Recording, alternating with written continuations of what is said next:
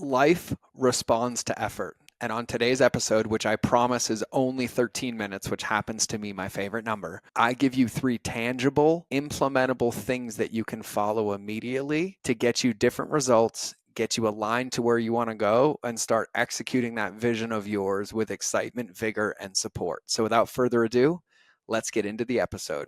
Welcome back to another episode of the Mind of George Show, where I am cleaning chocolate chip pancakes out of my mouth, because if you didn't know, my absolute favorite food is chocolate chip pancakes.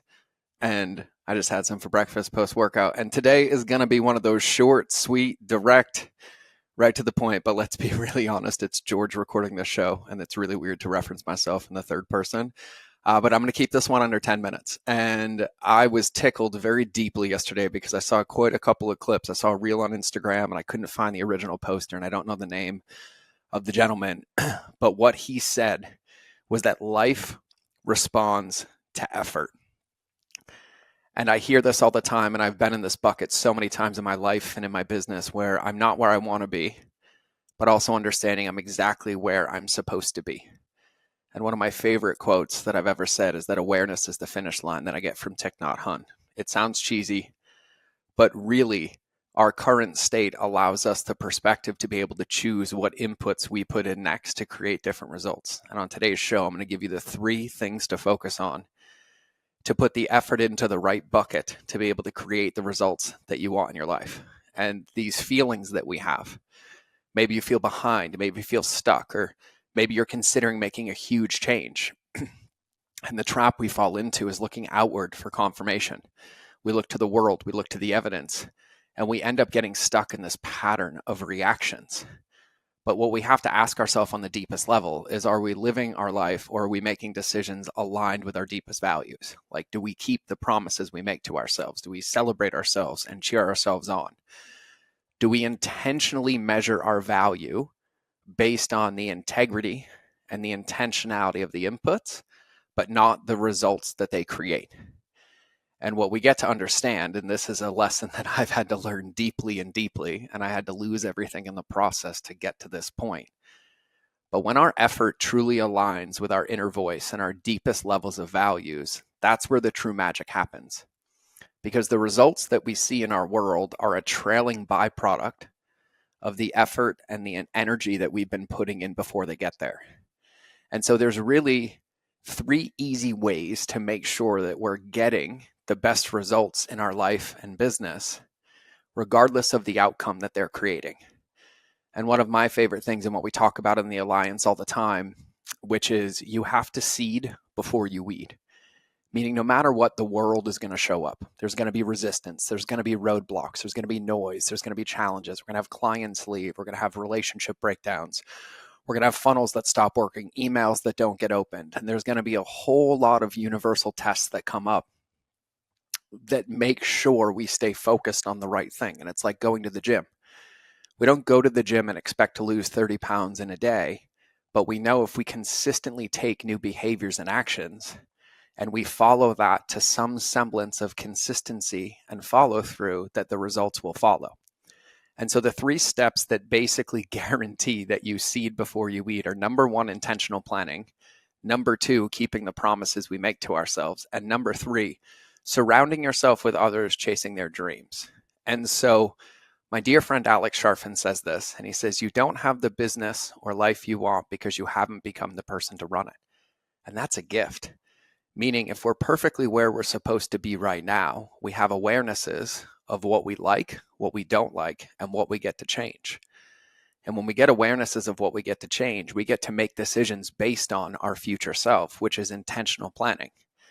And so are you making consistent steps towards your vision, or are you reacting and hoping that something accidentally changes?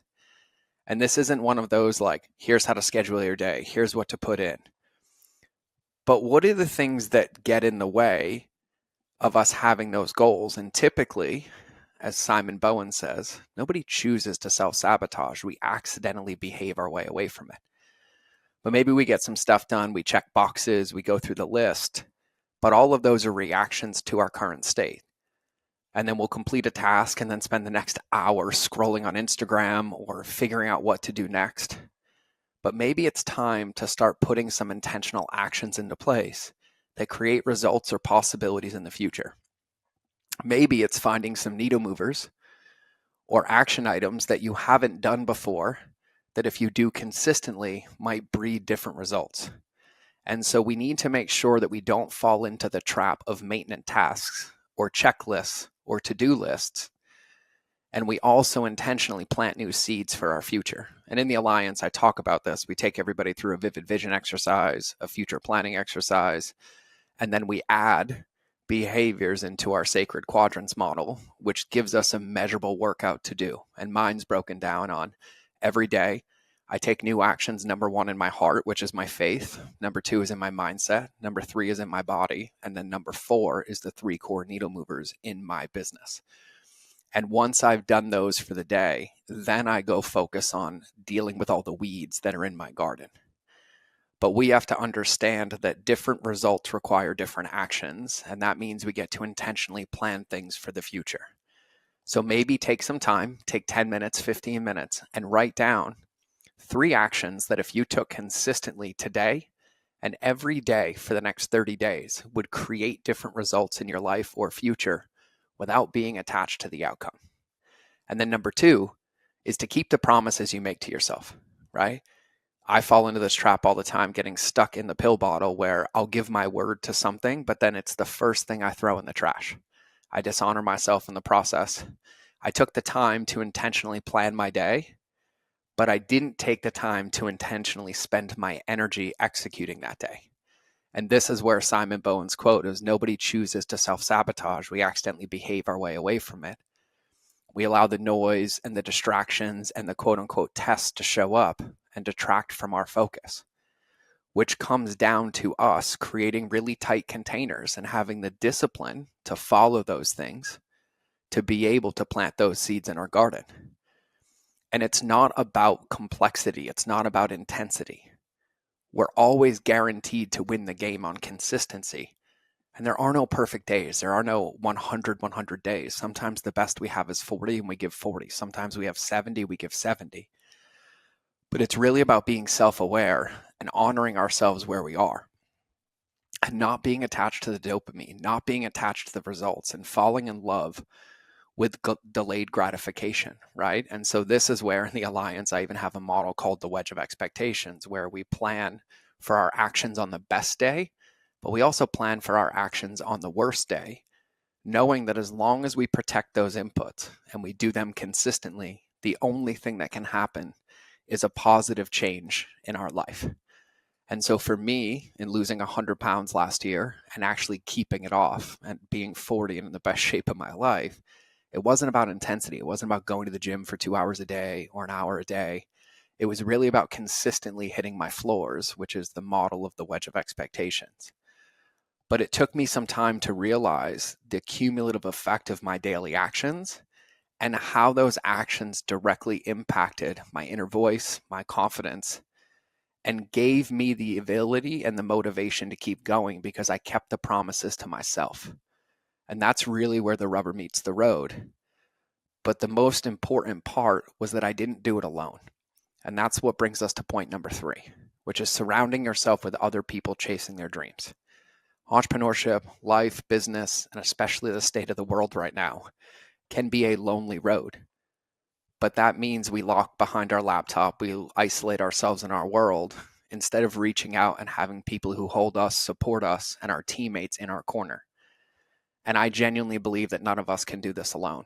And I see this trap with people all the time. They fall in and they have coaches and courses and communities where people are like, do it my way, do it my way. No, you need a community. You need a teammate. You need somebody who will hold you accountable to your potential without believing your story. But there is nothing, in my opinion, more motivating than having a group of friends or a community or a support system who believe in you and your path to success, but also don't tell you what steps to take. They help you find them and support you through the highs and the lows so that you build the energy and the confidence to build your vision. And so when you end up being supported and cheering people on, and then they're cheering you on, that becomes addictive. We get to celebrate our wins. And I genuinely believe that rising tides rise all ships. And so for me, this is where our alliance comes in. And for me, whether you join it or not, whether you're in it or not, and if you're in, I love you to pieces. Thank you for being my family. It's that you surround yourself with people who don't knock you down, who don't cut your legs out from under you, who don't gaslight you, tell you you're doing it bad and wrong, give you excuses for what gets in the way, but genuinely love you and hold you accountable to your vision, your clarity, and support you in the consistency in making those inputs to get to the results that you want to get to in your life. And it doesn't matter if it's mine or somebody else's. It just matters that you have one. Because being witnessed in this work, being supported in this work, is where the biggest breakthroughs happen. And all too often we get stuck behind a laptop or stuck in our own echo chamber, and our breakthroughs don't come because they turn into breakdowns. But it's possible to have breakthroughs without breakdowns. It just requires having support, having a little bit of courage to reach out through that keyboard or through that phone into your community. Let people know what's going on. Let them witness you in it and support you in finding clarity to get up and go on that walk, to get up and write that email, to record that video that you've been putting off, to launch that podcast that's getting in the way. But when we really take the lens of this podcast of that life responds to effort, we have to be intentional in that effort, because if all we're doing is reacting to the world around us, we're staying stuck at the same level in the same place, and we're expecting different results. And so my invitation to you is to take these tips, take a few of these tips and put them into practice.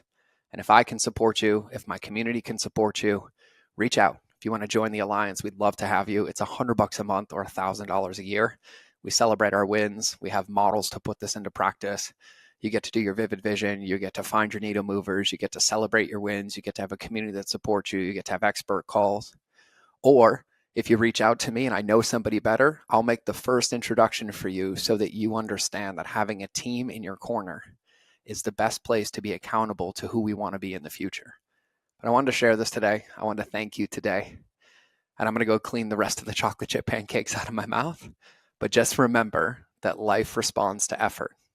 And that effort has to be intentional, have delayed gratification, and has to be consistent if we want different results in the future.